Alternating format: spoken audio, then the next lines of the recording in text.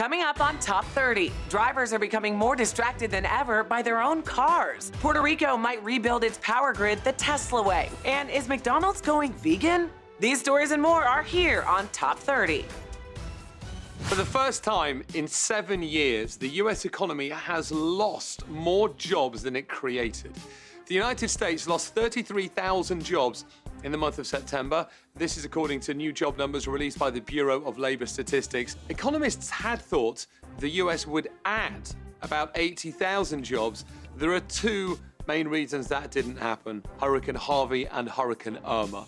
Florida and Texas both sustained massive damage. The biggest drops were in the restaurant and bar industry, where people are usually only paid if they show up to work. Experts say that job numbers will be affected for several months as areas affected by the disaster rebuild. Puerto Rico, a US territory battered by Hurricane Maria, is not counted in the job numbers.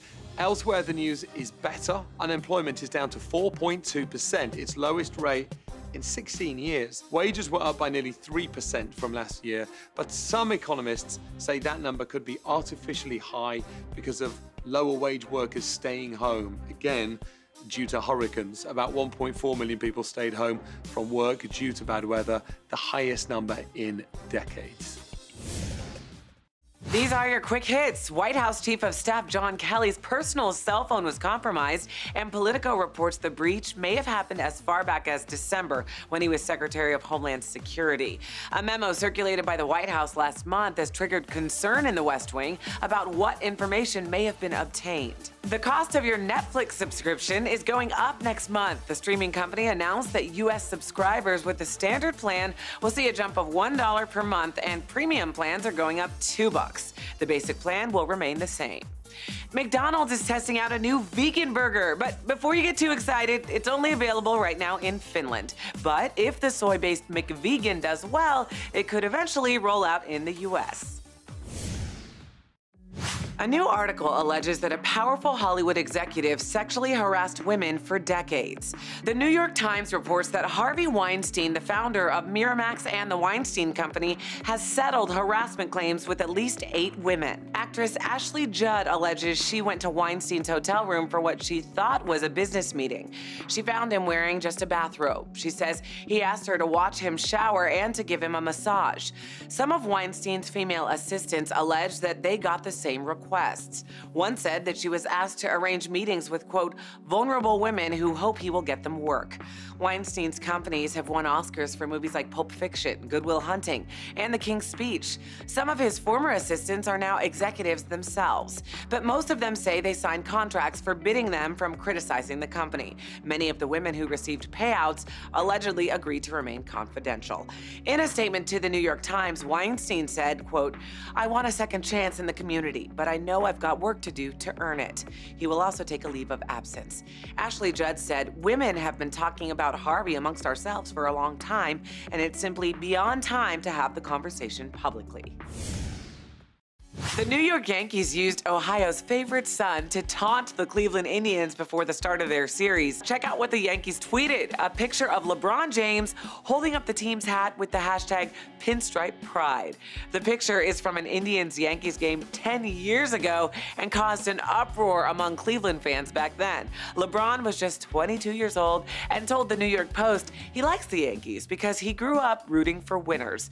So the big question, would LeBron be there for Game 1, and who would he be rooting for? Well, the King was there, and he was decked out in all Indians gear, staying true to his hometown team. And to add insult to injury for New York, Cleveland won Game 1 of the series 4-0.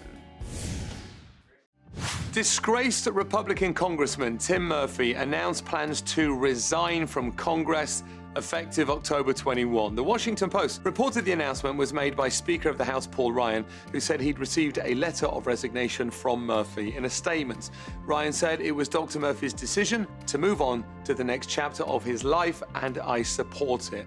Murphy stepped down after being pressured by House GOP leaders and senior Republicans after texts from Murphy's mistress surfaced The former congressman said he did not plan to seek re-election for a 9th term. However, his conservative anti-abortion stance directly opposed the messages in the texts, which urged his mistress to terminate an alleged pregnancy. But let's be clear, this story is about an extreme double standard, telling women they shouldn't have the right to an abortion whilst telling a woman to have an abortion.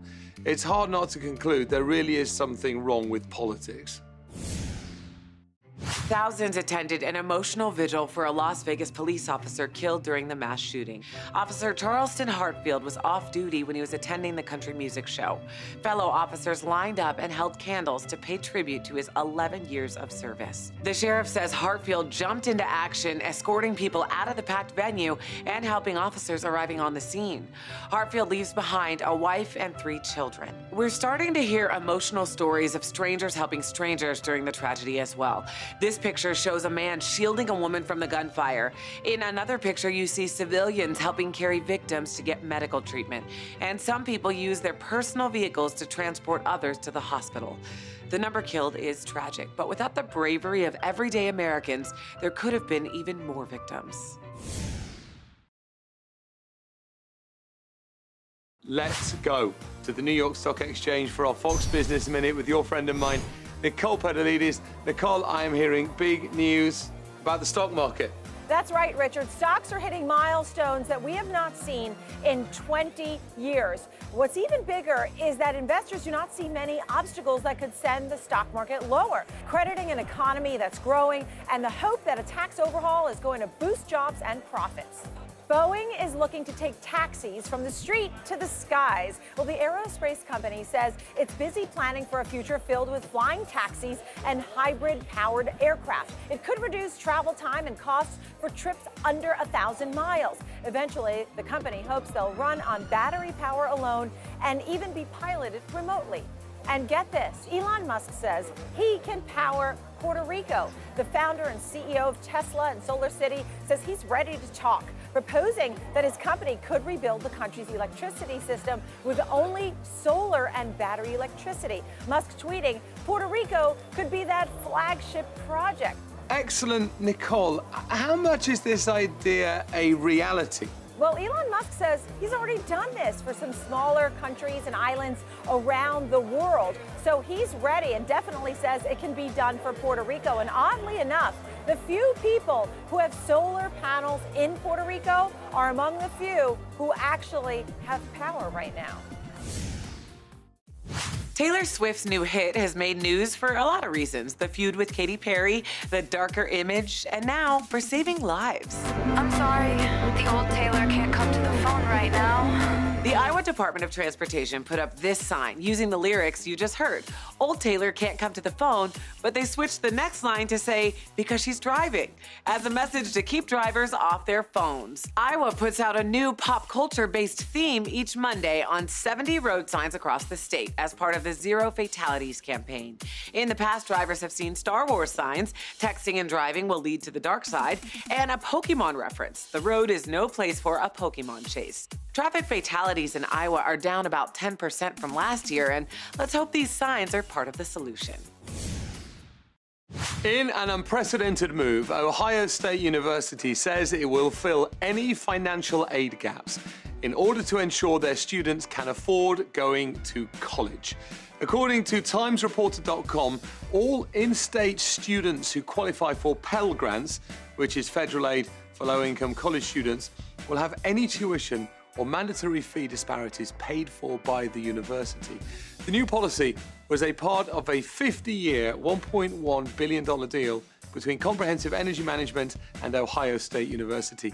The deal also allows for a 3-stage payment of $150 million to support academics. Ohio State University President Michael V. Drake said Ohio State's tuition coverage program will help bring the American dream closer to many more individuals and families throughout the Buckeye State. The program kicks off in the fall of the 2018-2019 semester.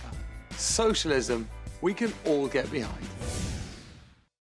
It is time now for Royal Watch with The Sun. Let's check in with the legendary Arthur Edwards, The Sun's royal photographer for 40 years. He's in London. Now, tell me, Arthur, Kate as we know, has been suffering with morning sickness. She apparently is starting to feel better. That's right, and next Tuesday, which is World Mental Health Day, she, William and Harry are hosting a reception at Buckingham Palace for lots of supporters of their charity. The Palace did sort of issue a little proviso saying, you know, if she's feeling up to it, but they're quite confident. So she's looking good, she's feeling better. I think maybe the ginger snaps worked last week. You never know.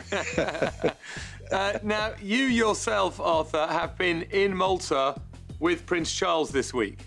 He helped release some turtles back into the ocean, or back into the Mediterranean Sea, and bodily lifting. They're really, really heavy, and helped them get into the water. But before that, he gave this amazing speech at the Our Ocean World Conference. You know, one of the great lines was, you know, there's, I think it's 8 million tons of plastic dropped in the ocean every year. So it's with us all the time. And even the fish are sort of taking it into their systems. And as he said, and now plastic's on the menu. Arthur Edwards, thank you.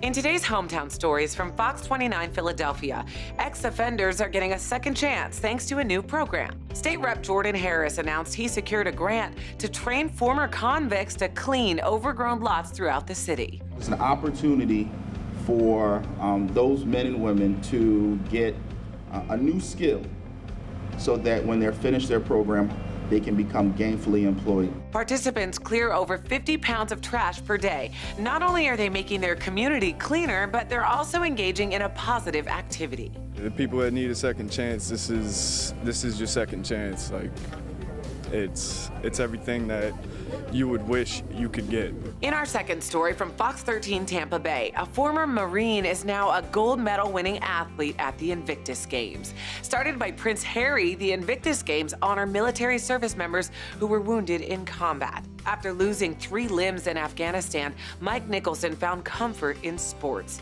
At the Games, he competed in golf and swimming and gained a royal fan. When we saw triple amputee Mike Nicholson nail a 150-yard drive on a golf course. Nicholson walked away with a gold medal in swimming, and he said the experience is one he'll never forget. I think it's kind of me paying back for everyone who has supported me in the past. This is my way of saying thank you to them. Nicholson is already looking ahead to next year's games in Australia. We've all heard about knockoff handbags or watches, but these days the black market is all about makeup. But the cosmetics game is different. Most buyers of knockoffs are unaware they're buying fakes, and more importantly, they may be dangerous. According to a report from the FBI, phony cosmetics often contain things such as arsenic, beryllium, and cadmium, all known carcinogens, along with high levels of aluminum and dangerous levels of bacteria. And it's a problem that's growing every day. The Organization for Economic Cooperation and Development reported global seizures of counterfeit cosmetics jumped 25% from 2011 to 2013. Purchasing knockoff makeup can be confusing because it's usually done online, with the buyer thinking they're simply getting a good deal. If you want to be sure your makeup is the real thing, go directly to the brand's website or a trusted retailer. After all, no discount is worth your health. Dashboards in our cars have become more distracting than ever. A new study by the AAA Foundation for Traffic Safety found that as more and more technology is squeezed into dashboard touchscreens, drivers can be distracted from the road for more than 40 seconds. To put that into perspective, 40 seconds is a lifetime when you consider that the National Highway Traffic Safety Administration says that taking your eyes off the road for just 2 seconds doubles your chances of a crash. The study analyzed 30 cars using 2017 models and rated them based on the level of attention from the driver that they require. So you might want to have a look at this chart. But the lesson is clear. Look at your dashboard for 40 seconds whilst driving if, and only if, you're an idiot. One healthcare expert wants to warn people about a loneliness epidemic. Vice Admiral Vivek Murthy was the U.S. Surgeon General from 2014 to 2017. He warns that we live in an age where technology is supposed to connect everyone, but rates of loneliness have doubled since the 1980s. In a piece for the Harvard Business Review, Murthy said, "During my years caring for patients, the most common pathology I saw was not heart disease or diabetes, it was loneliness. Loneliness has even been associated with reducing your lifespan as much as smoking 15 cigarettes every day. To fight the problem, Murthy is recommending we look at a place where most Americans rarely socialize but spend lots of time: work. He recommends employers evaluate relationships in their offices to see if people feel valued. They can encourage kindness and let people know it's okay to ask for help, and change the office culture to make those changes permanent. And for bosses, peek out of that corner office a little bit more. Research shows strong connections help employees produce higher quality work. Some city leaders are using unusual tactics to try to convince Amazon to build its second headquarters in their town. One economic group pushing for Tucson, Arizona, sent a 21-foot cactus to Amazon's first headquarters, but the company tweeted saying it could not accept gifts, even really cool ones, and donated the cactus to the Arizona Sonora Desert Museum. In Birmingham, Alabama, the city installed 3 huge Amazon delivery boxes around town to try and get the company's attention, and plan to add a few more. And officials in Stonecrest, Georgia, near Atlanta, voted to set aside 345 acres of land and offered to rename it the City of Amazon if the company chose to build there. The reason why cities are going all out: Amazon's second headquarters is expected to employ as many as 50,000 workers.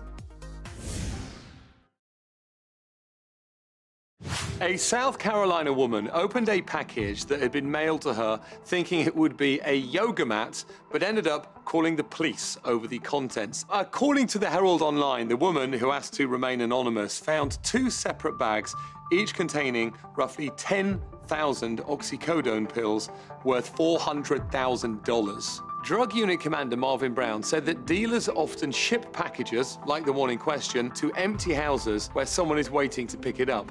This is likely the reason the box was addressed to the woman's former home, which is currently vacant. However, the post office forwarded the box to her new address after noticing that the street name had been misspelled. She gets $400K worth of drugs, hands them in to the police, and goes back to her normal life. A story unlikely to be dramatized by Netflix. Engagement rings used to be heirlooms passed down from generation to generation, but a large chunk of millennials are willing to just sell theirs off.